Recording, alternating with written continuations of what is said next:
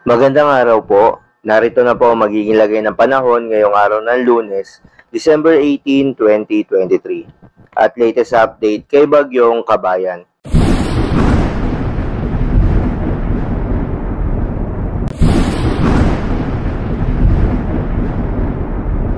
Ayon sa Pag-asa, yung binabantayan na si Bagyong Kabayan ay nag-intensify at isa ng ganap na tropical storms habang binabaybay pa rin ang karagatan silangang Mindanao at huling namataan sa layong 275 km ng east of Davao City na may taglay na lakas ng hangin na 65 km per hour malapit sa sentro at bugso ng hangin na umaabot sa 80 km per hour habang kumikilos pa west northwestward sa bilis na 15 km per hour. At sa kasalukuyan nga ay nakararanas na ng malalakas na pagulan, lalo na itong silangang bahagi ng Visayas at Mindanao. At dahil sa papalapit na nga sa kalupaan itong si Bagyong Kabayan, nagtaas na rin ang Tropical Cyclone Wind Signal number 2 sa bahagi yan ng Dinagat Islands, Surigao del Norte, kabilang na ang Siargao, and Bukas Grande Islands, Surigao del Sur, northern portion of Agusan del Norte,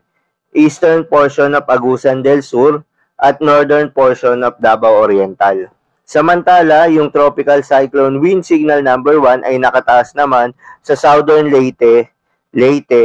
southern portion of Samar, southern portion of eastern Samar, Cebu, kabilang ang Camotes at Bantayan Islands, Bohol, Siquijor, Negros Oriental, Negros Occidental, kasama rin ang nalalabing bahagi ng Agusan del Norte, nalalabing bahagi ng Agusan del Sur, central portion of Davao Oriental, Davao de Oro, Davao del Norte, Davao City, Camiguin, Misamis Oriental, Misamis Occidental, Lanao del Norte, northern portion of Maguindanao del Norte, northern portion of Cotabato, northern portion of Zamboanga del Sur, at northeastern portion of Zamboanga, kung saan ang mga areas na nabanggit ay makararanas ng mga malalakas na hangin na dulot ni Bagyong Kabayan na posibleng magdulot ng moderate damages lalo na sa mga structures na gawa sa light materials. Kaya naman iba yung pag-iingat sa ating mga kababayan.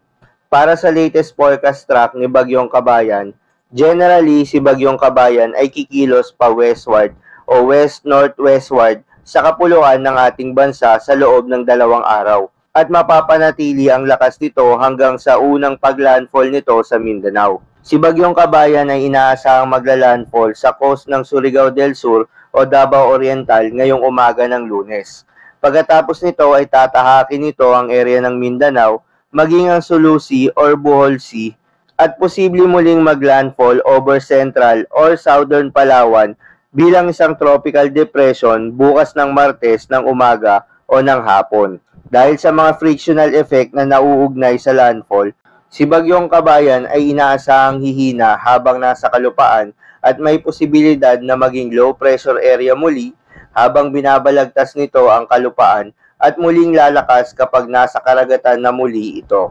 Para naman sa lagay ng mga dagat baybayin ay may nakataas na po tayong gale warning. Ayon sa Pag-asa, dahil yan sa Bagyong Kabayan at northeast monsoon o hanging amihan, kaya asahan ng matataas na mga pag-alon sa mga baybayin dagat ng Ilocos Norte, Ilocos Sur, La Union, Pangasinan, Batanes, Cagayan, kabilang na ang Babuyan Islands, Isabela, northern and eastern coast of northern Samar, eastern Samar, southern Leyte, Dinagat Islands, Surigao del Norte, Surigao del Sur, Aurora, northern Quezon kabilang na ang Polillo Islands, Camarines Norte, at northern and eastern coast of Catanduanes. Sa mga nabanggit po ng mga coastal waters ay bawal pong pumalaot ang ating mga kababayan